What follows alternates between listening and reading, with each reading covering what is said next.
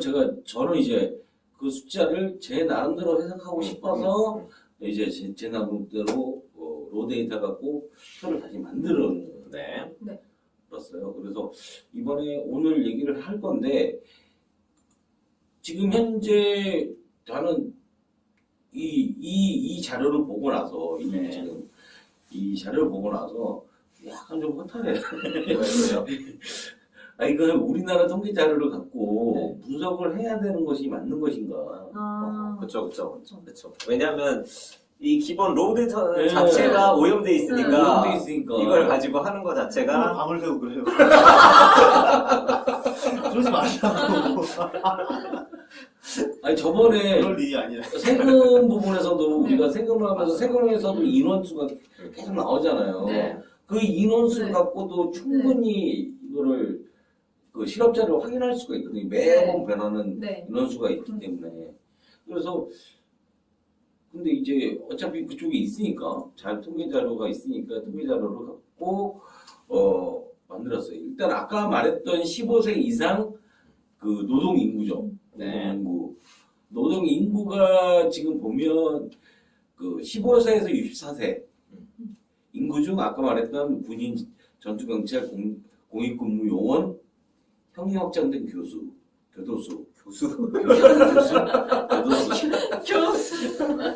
너무 줄이는 거 좋아하시는 거 아니에요? 교도소. 그 학교에서 높은 사람을 교수라고 하는 거야. 검사들.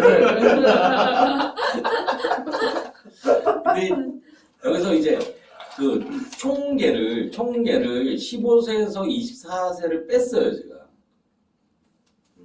15세 기본식 쪽으로 넘어가신 거예요? 네. 15세에서 24세를 0 밑으로 내버리고 얘네들은 어차피 취업을 거의 안 되니까 거의 알바한다고 생각하는데. 뭐 15세에서 24세 학교 다니기 바쁜데 맞아요.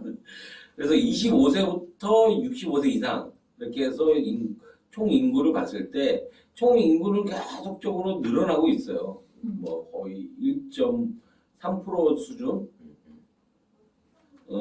증가를 하고 있는데 여기서 보면 지금 45세에서 54세, 35세에서 44세, 25세에서 34세 이쪽이 줄어드는 것이 느껴지는 거예요. 이 35, 44가 많이 주네요. 그래서 35, 44도 많이 줄고 25, 34도 줄고 근데 25, 34가 주는데 앞으로도 더 줄 수밖에 없는 게 15에서 24가 줄기 때문에 앞으로도 계속적으로 이쪽은 줄어든다라고 보고 가장 많이 늘어나는 게 54에서 55에서 64세 이쪽이 굉장히 많이 늘어나고 있어요. 그러면 이쪽도 좀 있으면 위로 넘어가겠죠. 65세 이상으로. 그래서 65세 이상도 굉장히 늘어나고 있기 때문에 앞으로 이제 일자리 구조 자체가 고령자 위주의 일자리들을 많이 양산해내지 않으면 굉장히 힘들어지는 상황이다라고 보여지고 우리 소득 본 그래프 같은데? 이거 전에 뭐 할 때 이런 거 했었죠? 소득할 때 했었나? 그치. 그 소득할 때도 비슷한 거 있었지. 비슷해요. 근데 이제 그쪽의 그 인구 동향하고 이쪽의 인구 동향은 조금 다르죠. 왜 달라요? 그러니까 소득 쪽에는 그때 금액을 얘기했으니까 인구수가 아니라. 근데 지금은 인구수를 갖고 얘기를 하는 거니까 좀 다른데 지금 보면 55세 이상, 65세 이상이 매년 45만 명이 줄어들어요. 증가해요. 45만 명이 증가하고 25세 이상에서 44세 이하는 매년 12만 명이 감소해요. 15에서 24세는 매년 7만 명이 감소하고 있는데 경제활동 주축이 되는 25세에서 45세가 감소를 막을 수가 없어요. 왜냐하면 15세에서 24세가 7만 명씩 감소하고 있기 때문에 이거를 막을 수가 앞으로는 없다라고 보고 그러면 주축이 되는 이쪽 활발하게 움직일 수 있는 25세에서 54세 이 사이가 굉장히 줄어들기 때문에 앞으로 좀 더 경제 이제 시스템이 많이 바뀌어야 되지 않나라는 생각을 하는 거죠. 경제 활동 가능 인구를 75세까지로 늘리겠다. 통계로. 이게 통계의 힘이죠. 지금 여기에서 65세 이상이라고 돼 있는데 75세로 바꾸면 된다고. 65세 이상이 어디까지인지 몰라요. 그러니까 65를 끝을 알수 75로만 끝을 알수 없어. 2는 버리고 75로 끊으면은 딱 돼. 경제활동 인구 안 줄어들거든.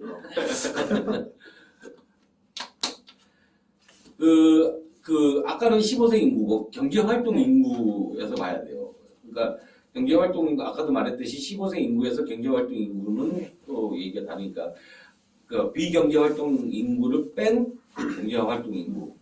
경제활동 인구에서 보면 45세에서 54세의 감소폭이 아까와 다르게 거의 없어요. 그리고 35세, 44세도 그렇게 감소하지 않아요. 문제는 25세에서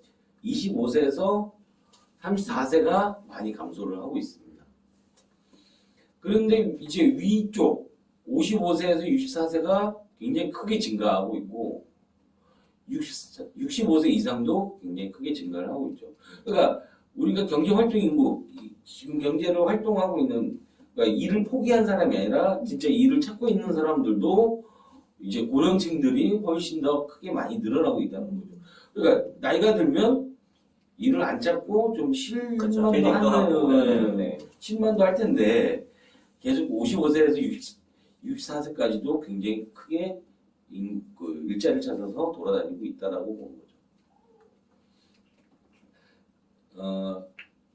비경제활동 인구를 보면 65세 이상이 확실히 많아요. 그렇죠. 네. 그건 어쩔 수 없는 상황인 것 같고, 문제는 비경제활동 인구에서 증가, 아까 55세, 64세가 증가를 하고 있어요.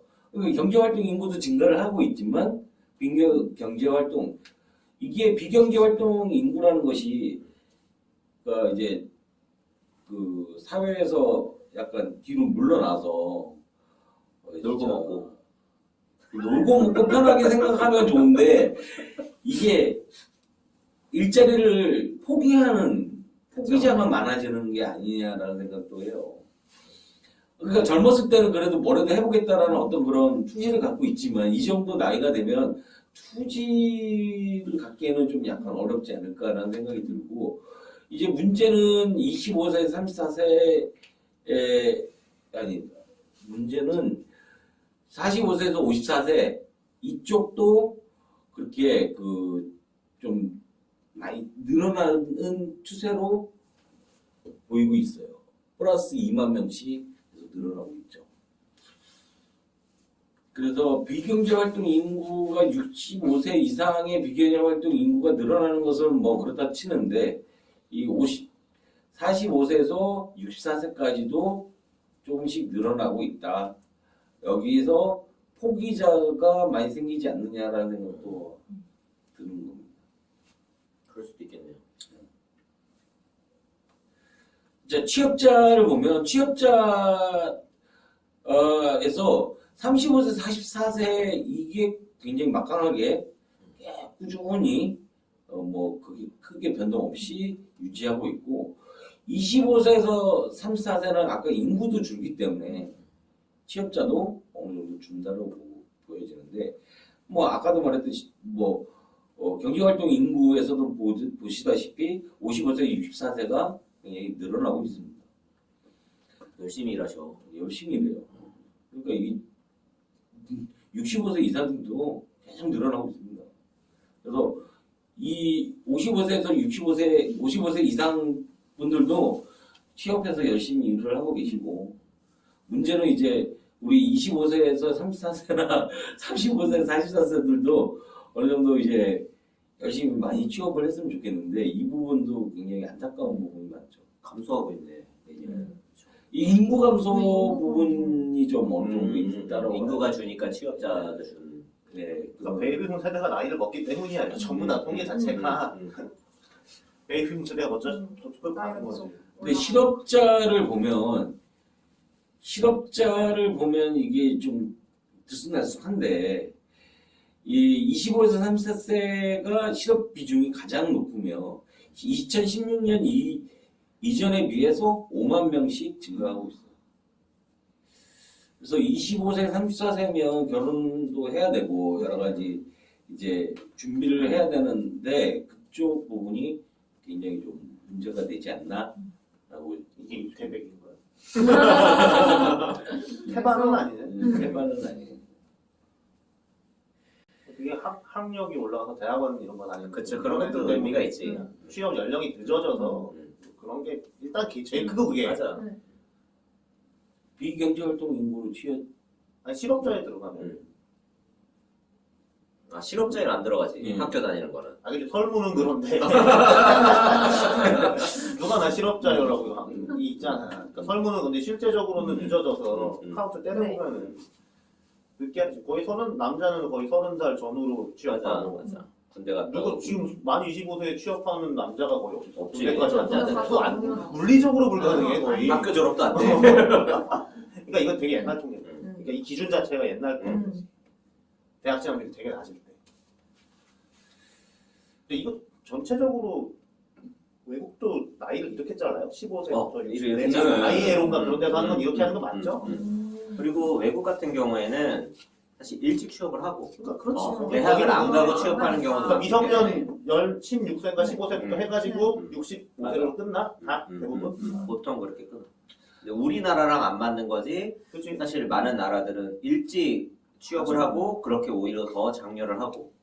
근데 뭐 어차피 군대를 갔다 와야 되니까 남자 같은 경우에는 군대도 그런 것도 군대고 학교도 그러니까 고등학교 졸업하고 군대 갔다 오고 하면 23살 돼버리는 거니까. 그래서 나는 이제 그 전체 토탈에서는 24세 이하는 그냥 아예 빼버리고. 이렇게 계산하는 거죠. 근데 그게 사실 좀 손해야. GDP나 국가 경제 입장에서는 그렇죠. 좀 국회군이 쳐들어오지 좋은데 어렸을 때서부터 이제 일을 하는 게 여러 가지로 좋지. 그리고 대학 퇴직은 대학을 안 가면 빠릿빠릿할 때 대학 사실 퇴직은 일을 해야지. 일을 해보고 얼마나 세상 무서운지 알고 그러고 대학을 가란 말이야. 너 안 갈 거야. 그 말씀하신 대로 어렸을 때 좀 이렇게 배우려고 노력을 하고 그리고 결혼하기 전에 좀 약간 좀 하드하게 일하는 필요도 있어요. 그렇죠, 맞아요. 결혼하고 나면 하드하게 일하다가 와이프한테 많이 혼나거든요. 중독으로 보내? 그래서 좀 결혼하기 전에 하드하게 일해서 어느 정도 경력을 쌓고 대리라든가 과장 정도 돼서 결혼을 하는 것이 가장 무난하지 않을까라는 군대보다 대학이 더 손해야. 군대는 그치. 돈을 쓰진 않잖아. 내가 돈을 쓰거든. ROI가 안 맞는 거야. 취업을 해도 맞아. 이거 언제 다 반가에 하냐고. 내가 번 다음에 내가 가는 거면 내가 투자할 가치가 있다고 생각하고 이거 투자도 뭐 거의 아휴 또 대학 폐지원 얘기하려고 하는데 자, 이 표에서 경제활동 참가율인데요. 이게 이 표에서 보면 25세 이상을 평균이라고 봐야 돼요. 평균이라고 봐야 되는데 경제활동 참가율은 평균 68%를 유지하고 있어요. 쭉 이 68%를 유지하고 있다라고 표시가 나오고 이제 눈여겨봐야 되는 게 35세에서 42세는 평균 78.3%를 유지하고 있으나 55세, 64세 쭉 증가하고 있죠. 2001년도 56%에서 2019년도 69%까지 13% 상승했어요. 그러니까 경제활동 참가율이 증가를 한다는 것은 그만큼 이제 자기가 이제 난 일 안 해도 되겠다라고 이제 비활동 인구에서 경제활동 인구로 들어오는 거죠. 들어오는 사람들이 증가를 하고 있다라고 봐야 돼요. 아니 그것도 있고 45세, 54세 이렇게 넘어오는 거지. 그러니까 뭐, 지금 45세 근데 옛날에는 그렇게 넘어와도 이 사람들이 이 나이대에 오면 일을 안 했는데 일을 안 했죠. 최근에 넘어오는 사람들은 이제 일을 해야 된다는 거니까 거지. 간두지 않는 거지. 그치. 계속 한다는 거지. 그리고 대체적으로 보면 조금씩 증가를 하고 있는데 15세에서 24세는 거의 볼 필요 없고요. 내가 보기에는 65세 이상 이 30%에서 35%를 계속 유지하고 있다라는 이 부분도 좀 65세 이상이면 좀 쉬어야 되는. 청춘이야 청춘. 이제는 60부터. 금융위기 이후로 진짜 쭉 이렇게 예. 변화가 있네. 2008년, 9년 이후. 65. 자, 실업률입니다. 실업률인데 이거는 우리나라 통계에 있는 실업률이에요. 아주 아름다운 아까도 완전 고용. 완전 고용 그렇지. 자, 15에서 24세가 완전 고용이 아니지. 그럼 지금 완전 고용. 완전 고용 상황이에요. 그러니까 주축들은 다. 그래서 이게 문제가 있는 건가? 맞는 거죠. 문제가 많은 거죠. 지금 그 아까 일자리 사모판 얘기했잖아요. 네. 거기 들어가서 보면 코로나 터지고 나서 이후에도 이 실업률이 거의 변동이 없어. 4%대를 유지하고 있단 말이야 지금. 근데 다른 나라들은 이게 치솟아서 뭐 10%막 이렇게 변동을 했는데 우리나라는 K 방역의 덕으로 엄청 선방하고 있어 지금. 그럼 갔다 합시다. 그럴 수도 있잖아. 자, 근데 여기서 이제 고용률인데요. 고용률을 보면서 좀 이제 그 많은 생각을 하게 됐어요. 고용률이 실업률의 반대예요? 뭐 어떻게 고용률은 반대가 어떻게 아니, 정확히 이거는- 반대는 아니잖아. 네, 반대는 아니에요. 그러니까 실업률은 뭐냐면 그 경제 활동 인구 중에 실업자. 실업률은 도저히 믿을 수 없으니 고용률을 보자. 예. 오케이.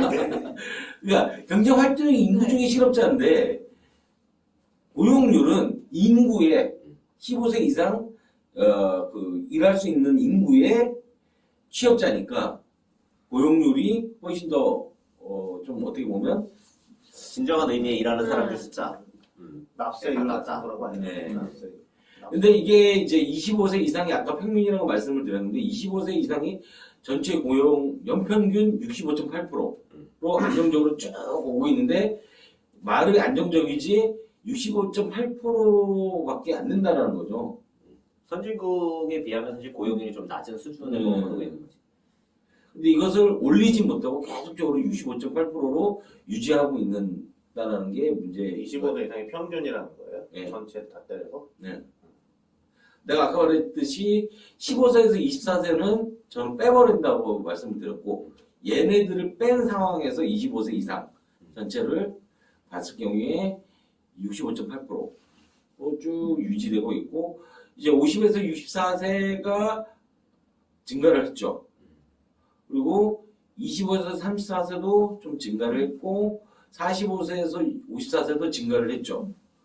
근데 여기서 좀 눈여겨봐야 될 게 그 17년 이후에 꺾여요. 이렇게 45세에서 54세도 꺾이고 그리고 54세, 64세도 꺾이죠. 네. 이것이 어떤 의미를 가질지는 좀 더 지켜봐야 되지 않나라는 생각을 해요. 증가 부분이 고점을 찍고 내려가는 추세선이 돼버릴 수 있다는 그런 의미일 수 있습니다. 그래서 제가 실업률 투라는 그래프를 만들었습니다. 이것이 진짜 결론입니다. 앞에 거 다 잊으시고. 이거 하려고 이거 어려워. 보려고 밤새 이거 하려고. 그러니까 인구에서 실업자 플러스 비경제활동 인구를 해서 실업률을 내야 되는 거 아니냐. 성근 인덱스. 그 중에 24세 이하는 빼고 그리고 60세 이상도 빼고 그렇게 해서 진짜 활발하게 일하고 싶은 사람들의 실업률을 가야 되는 거 아니냐라고 해서 그래프를 만들었습니다. 자, 평균은 25에서 64세 이게 평균이고요. 평균을 보면 그 지금 30%에서 쭉 내려와서 25% 수준까지 23%, 24%까지 쭉 내려가고 있죠. 실업률이. 26% 되겠네요. 밑에 선이 25니까. 25에서 64잖아요. 26일 없었네. 26. 이렇게 해서 쭉 내려가고 있잖아요. 네. 화면 좀 키우세요. 눈 아프시겠어요, 이거 멀리서. 이렇게 전체.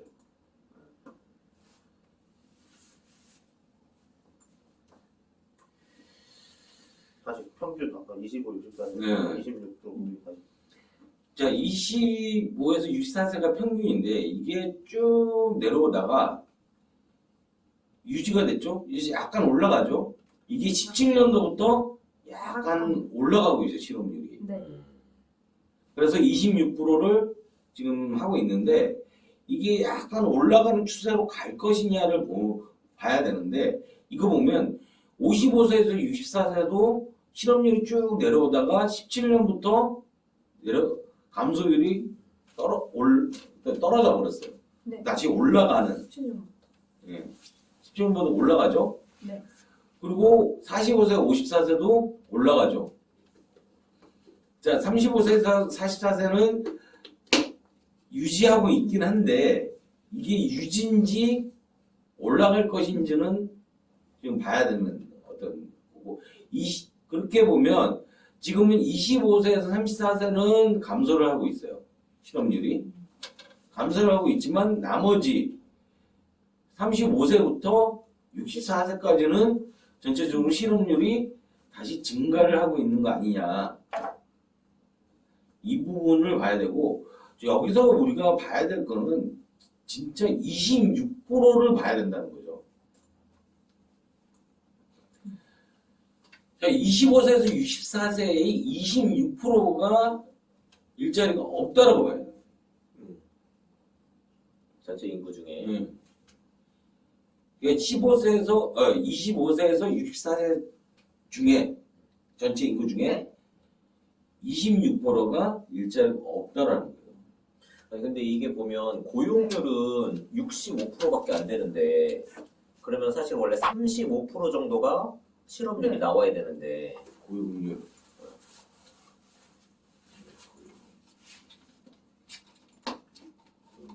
고용률 평균은 65.8이잖아요. 65.8이죠. 그러면 원래 34% 정도의 네. 실업률이 나와야 되는데 여기서 제가 뺀 사람들 있잖아요. 얘네들을 빼버렸잖아요. 그러니까 여기도 25세 이상이고 아, 여기는 네. 25세 이상인데 65세 이상이 포함이 돼 있어요. 아. 그래서 그렇구나. 네. 65세 이상이 포함이 돼 있는 64세까지만 끄는 거고. 예, 아까 제가 실업 2는 수는 64세를 끊어버렸어요. 음, 음. 64세 이상, 65세 이상은 좀 쉬어라. 쉬어야지. 연금 받고 쉬어야지. 그 사람들까지 일 시키는 건 좀 그렇고. 여간 이 26%이 사람들을 어떻게 보면 취업을 구하다 보다가 일자리를 구하다 못 구한 포기자도 있을 거고. 근데 사실 이 비경제 활동 인구 고용률이 다 포함된 거니까 이게 뭐 74%라고 하면 굉장한 수치예요. 왜냐하면 기억하시는지 모르겠는데 박근혜 정부 때 목표가 7070인가 뭐 해가지고 고용률 70%, 중산층 70% 이게 목표였어. 근데 그러니까 고용률을 네. 70%까지 끌어올리자 이게 목표였단 말이야. 근데 만약에 요 수치가 정말 고용률의 반대 수치여서 반대 수치죠. 그러면 74% 정도 지금 고용률을 달성하고 있는 거다라고 하면 굉장히 양호한 거거든요. 그리고 이미 이전에도 70% 이상을 달성하고 있었던 거네. 박근혜 정부 때에도 자기네들 모르고 있었던 거네. 아니, 달성하고 있었는데. 그러니까 아까 말했듯이 15세에서 24세를 성근 인덱스라고 성근 인덱스. 15에서 24세 끼고 65세 이상을 끼면 또 수치가 수치가 달라지네. 달라지니까. 내려가니까. 그러니까 아까 말했듯이 30몇 프로가 되는 거잖아요. 성근 인덱스 상으로는 그러니까 저는 이 26%를 제가 쳐다보고 그러니까 실업률 우리가 얘기하는 3% 4% 얘네들은 아까는 말했듯이 완전 고용이잖아요. 그쵸. 그러니까 이 정도도 거의 완전 고용에 가깝다는 거예요, 지금. 제 말은. 이것도 이게 26% 정도가 일을 안 하고 70% 정도가 만약에 일을 한다라고 하면 이것도 거의 완전 고용에 가까운 거예요. 그러니까 4인 가족 기준으로 해서 엄마만 집에 있고 아들 둘 일하면은 75잖아. 그러니까 사실 이 정도를 달성하려면 거의 다 맞벌이 일단. 요 나이대에 들어간 사람들은 거의 맞벌이. 그다음에 그 3인 가족으로 하면은 어떤 집은 아들이 일하고 있고 어떤 집은 아들이 아직 일 못하고 있고 이 정도 수준인 거예요. 그러니까 거의 완전 고용이지. 이게 만약에 진짜 뭐 10%까지 내려간다? 그러면 그건 거의 강제 거의 강제노동. 공산주의에서 강제로 노동시키는 이게 거지. 아마 우리나라 노동 그 실업자 취업자 통계가 잘못됐기 때문에 지금 이 수치가 잡히는 걸 거예요. 원래 이거보다 훨씬 떨어질 거야 실제적으로는. 그래서 우리나라 지금 사람들이 체감하고 있는 거랑 이 수치랑 안 맞기 때문에 지금 이 수치에도 불구하고 뭔가 일자리가 부족한 것 같은데라는 느낌이 드는 게 수치상으로는 이미 완전 고용인데 실제하고 이게 괴리가 크니까 지금 좀 그 문제가 있는 사실 그러니까 취업률이 낮더라도 그걸로 잘 먹고 잘 살면 되는 거거든. 맞아. 반만 이래도 돼. 그이 4차 산업혁명 시대에 그래야 되는 거야. 그러니까 여기서 다시 정권으로 다시 네. 갔다 오면 네. 그러니까 우리가 앞에 1,500만 원, 3천만 원 이쪽만 잔뜩 있고 맞아요. 1,000만, 2,000만, 2,000만, 2,000만 많이 있어. 잔뜩 있고 뒤로 갈수록 없으니까 우리 이렇게 대학 나오신 분들은 최소한 4천만 원 받아야 그치. 되는데 맞아요. 연봉 1억. 그러니까 이 수치가 맞다고 쳐도 문제가 있는 거야. 그치. 그러니까 미국 같은 경우도 사실 예전에는 여자들은 다 집에서 아기를 낳는단 말이야. 근데 클린턴 정부 때부터 여성들의 이 경제활동 참여율이 굉장히 높아져요. 그러니까 미국은 지금도 1인당 그게 엄청 높아서 우리가 와 부럽다 하는데 미국 사람들은 어떻게 느끼냐면 옛날에는 외벌이로도 풍족하게 살았는데 이제 맞벌이가 아니면 힘들어라는 이야기가 미국에서 미국은 60년대 이후로 끊임없이 계속 가난해지고 있다. 그러니까 우리는 와 저기까지 옛날에 진짜 가면 좋았는데 좋겠는데요. 지금도 그 잘난 미국도 그러니까 옛날에 미국이 얼마나 잘 나갔다는 얘기야. 그러니까. 자기 가난하다고 생각하니까. 그러니까 우리나라는 진짜 갈 길이 먼 거야. 아직도 갈 길이 멀어. 갈 길이 멀은데 한 번이라도 잘 나가보고 이러면 내가 그러니까 지금 앞으로도 엄청 한참 전속력으로 뛰어야 되는데 지금 벌써 사람들은 야, 이 정도면 우리 충분히 온 것 같은데 라는 생각을 하고 있는 것 같고 뛰어봐야 소용없다는 어, 거. 그러니까. 서로 포기하면 괜찮거든. 너도 안 뛰면 돼. 우리 같이 안 뛰면 돼. 근데 우리는 이미 국내적으로 생각할 게 아니라 중국이나 일본이나 미국이나 유럽 나라들이 정말 다 같이 안 뛴다고 하면 그것도 물론 문제긴 하지만 이제 국내적으로 생각할 게 아니라 글로벌 경쟁을 생각해야 되기 때문에 진짜 심각한 문제에 맞닥뜨릴 수 있어요. 어쨌든 실업률 통계가 문제가 많네요. 문제가 많아요. 자, 게스트 그럼 이런 상황을 해결하고 양질의 일자리를 많이 만들어서 국민들이 행복하게 살려면 어떻게 되죠? 네, 시민주도 정치 물갈이 이순신 프로젝트가 성공해야 합니다. 그러려면 어떻게 해야 될까요? 이프코리아를 열심히 장사해야 됩니다. 네, 좋은 결론이었습니다. 대단히 감사합니다.